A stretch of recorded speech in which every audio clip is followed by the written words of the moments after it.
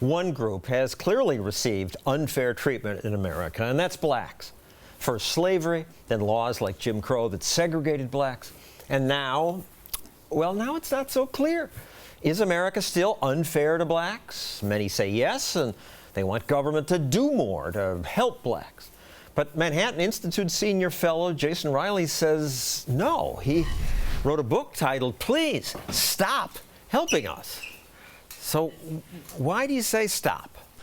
No Great Society program has ever been able to replicate the success that blacks are having prior to the implementation of that program than versus what was happening after that program was implemented. Before the war on poverty began, blacks were lifting themselves out of poverty. Sure. And more were married, more owned businesses.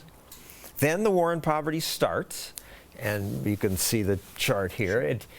There was great progress for about 7 years, and then progress stopped because these programs taught people to be dependent. Open-ended welfare policies do not help people develop a work ethic.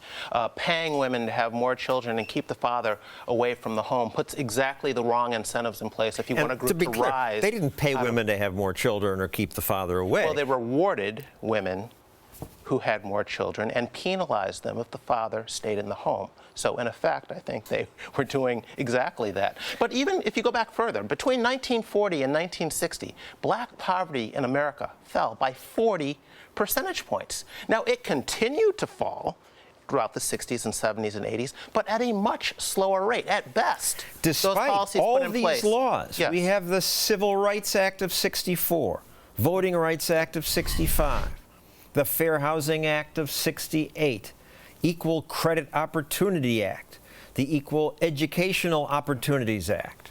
Right. Congress being very busy. We went from trying to ensure equal opportunity to trying to ensure equal outcomes. And the laws you just named there were put in place, again, aimed at discrimination. And we thought if we handled that, we'd get equal outcomes. We'd get proportionate outcomes. It didn't happen. And our emphasis on pretending wherever we don't see proportional outcomes that something must be amiss, I think is where we've gone wrong. You don't see equal outcomes, not in the U.S., not outside of the U.S., not in the past, And that's okay? not anywhere. Big disparities? It's unfair? Well, we it live just with shows the limits of government benevolence. There's only so much the government can do beyond providing a level playing field. Then it's up to a group to take personal responsibility, to take advantage of those opportunities. And that's what hasn't happened in too many cases in Black America, due in part to a lot of policies that have been put in place to help.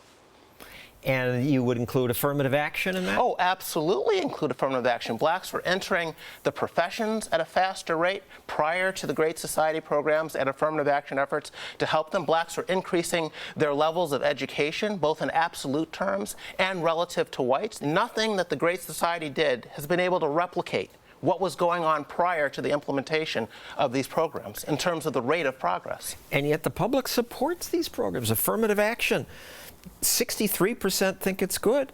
Most whites, 84% of blacks. When the University of California system ended racial preferences in college admissions back in 1996, black college graduation rates throughout the University of California system went up by more than 50%, including in some of the more difficult disciplines like math and science and engineering. Because people were more likely to go to colleges that were suitable for them. Exactly. There was a mismatch problem going on. But the left doesn't care about that because they care about those kids are in place to provide diversity on campus. Whether they graduate is a secondary concern at best to the left.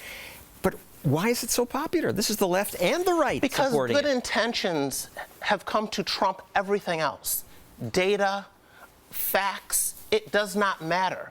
As long as you feel good and can pat yourself on the back for trying really hard and having the best intentions in mind, it's okay.